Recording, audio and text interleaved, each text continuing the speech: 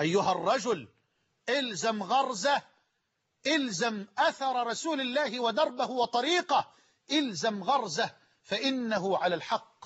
هذا هو الصديق، وهذا هو الفارق يا أمة التوحيد بين أبي بكر وعمر.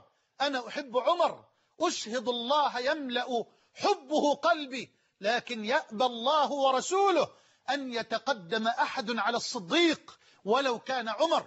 لا، هذا هو الفارق الكبير بين صديق الأمة وبين عمر.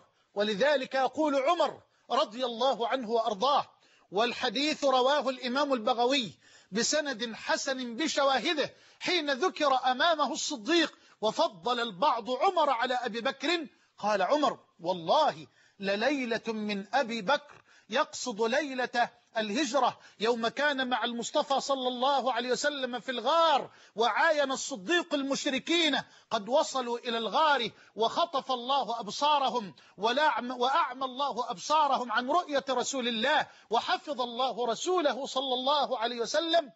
في هذه اللحظة التي اكتمل فيها إيمانه واستوى على عرش اليقين يقينه، يقول عمر: والله لليلة من أبي بكر خير من عمر وآل عمر. لليلة من أبي بكر خير من عمر وآل عمر.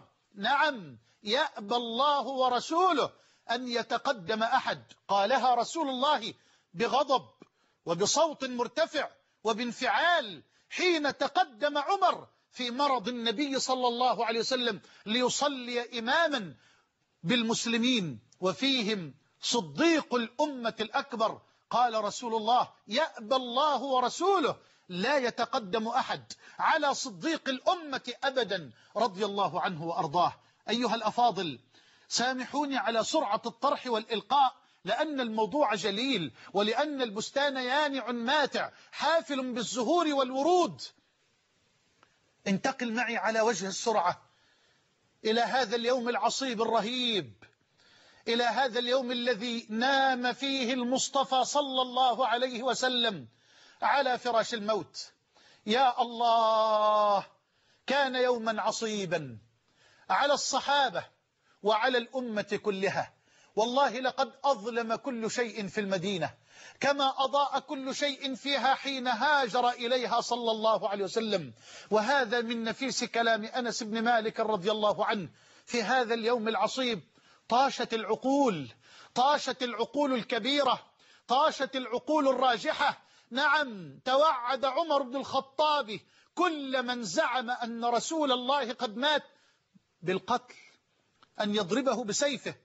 وقال كلماته: رسول الله ما مات، بل ذهب للقاء ربه كما ذهب موسى بن عمران.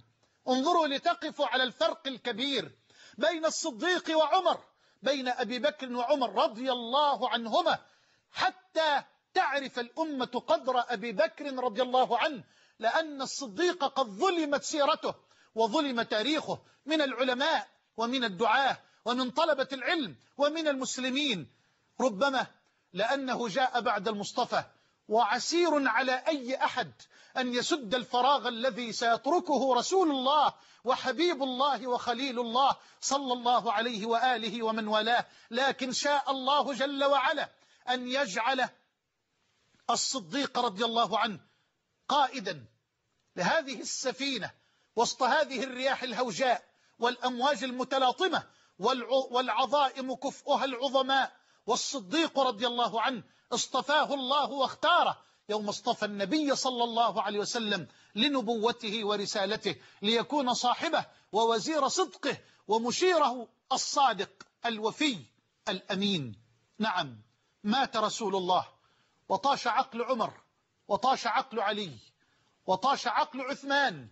منهم من عقر، ومنهم من أخرس لسانه، ومنهم من طاش عقله، ومنهم من قال كلاما غريبا كقول عمر: رسول الله ما مات، مع أنهم يقرؤون القرآن، لكن للمصيبة هولا على العقول والقلوب، لكن للمصيبة هولا على العقول والقلوب. وأي مصيبة موت رسول الله صلى الله عليه وآله وسلم. يا الله، يقول عمر هذا ويجلس علي في الأرض لا يستطيع الحركة، ولا ينطق عثمان، ويطيش عقله، والآخر يأخذ الناس بيده فيتحرك معهم هنا وهناك وهو لا يدري. وكان الصديق رضي الله عنه قد استأذن رسول الله أن يذهب إلى بيته بالسنح في أعلى المدينة، فلما سمع الخبر عاد الصديق رضي الله عنه وقد رأى الجموع الملتهبة حول المسجد النبوي والحجرات الشريفة تصرخ وتبكي، وعمر بن الخطاب يقول رسول الله ما مات إلى آخر كلامه. واقتحم هذه الجموع الباكية الملتهبة أبو بكر الصديق رضي الله عنه، ودخل حجرة عائشة وتحقق من الأمر. نعم، لقد وقعت المصيبة، لقد مات رسول الله بالفعل. نعم، رسول الله على فراشه لا يستقبل صاحبه كما كان يفعل بالأمس القريب، ويكشف الصديق الغطاء عن وجهه الأزهر الأنور ويخر على ركبتيه ويقبل رأس جبينه صلى الله عليه وسلم، ويقول كما في رواية الصحيحين: أما الموتة التي كتبها الله عليك فقد ذقتها، فلا ألم عليك بعد اليوم يا رسول الله. أما الموتة التي كتبها الله عليك فقد ذقتها، فلا ألم عليك بعد اليوم يا رسول الله. ويخرج الصديق رضي الله عنه وينادي على عمر: على رسلك يا عمر، انتظر يا عمر. فلما رأى الناس الصديق يريد أن يتكلم التف الناس حول أبي بكر رضي الله عنه، فحمد الله وأثنى عليه، ثم قال: أيها الناس، من كان يعبد محمدا فإن محمدا قد مات، ومن كان يعبد الله فإن الله حي لا يموت، وما محمد إلا رسول قد خلت من قبله الرسل، أفإن مات أو قتل انقلبتم على أعقابكم، ومن ينقلب على عقبيه فلن يضر الله شيئا، وسيجزي الله الشاكرين. فعقر عمر لما سمع الآية وكأنه يسمعها لأول مرة، ووقع في الأرض وبكى الصحابة، وارتفع بكاؤهم، وعلموا أن المصيبة قد وقعت، وأن الأمر قد تم، وأن رسول الله قد مات. وثبت الله جل وعلا الصديق رضي الله عنه في هذا اليوم ثباتا مذهلا عجيبا، وكأن الحق تبارك وتعالى أراد أن يبين للأمة أن هذا الرجل الذي ثبته الله في وقت أذهلت فيه العقول وطاشت فيه العقول، شاء الله أن يبين للأمة أنه الجدير بقيادة الأمة وبخلافة رسول الله صلى الله عليه وسلم. نعم، كان ثبات أبي بكر يوم موت المصطفى بمثابة البوصلة التي حددت اتجاه التاريخ نحو رجل الموقف ونحو رجل المرحلة. أعلم أن الفراغ كبير بعد موت البشير النذير والسراج المزهر المنير، ولكن ما بعث الله نبيه ليخلد في الأرض، ما بعث الله محمدا ليبقى طوال الحياة، لا، بل ليبلغ الناس دين الله ورسالة الله، ثم ليمضي إلى ربه وهم بها مستمسكون، وهم بوعد الله ورسوله واثقون. فالدعوة إلى الله أكبر من كل الدعاة وأبقى من كل الدعاة، وما مات الإسلام ولن يموت بموت رسول الإسلام صلى الله عليه وسلم.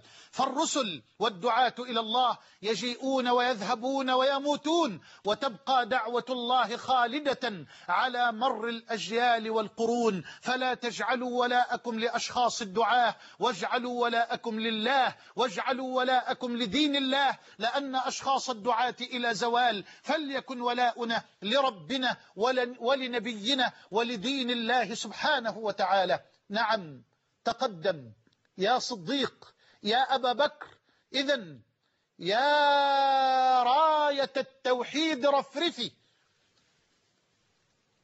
ويا خيل الله اركبي، ويا حملة الراية انهضوا لتواصلوا شمس النبوة المشرقة، لتواصلوا مسيرة النبي الوضيئة، لتواصلوا رحلة النبي الطاهرة. نعم، وفي هذا اليوم العصيب يجتمع الأنصار الأطهار الأبرار الأخيار في سقيفة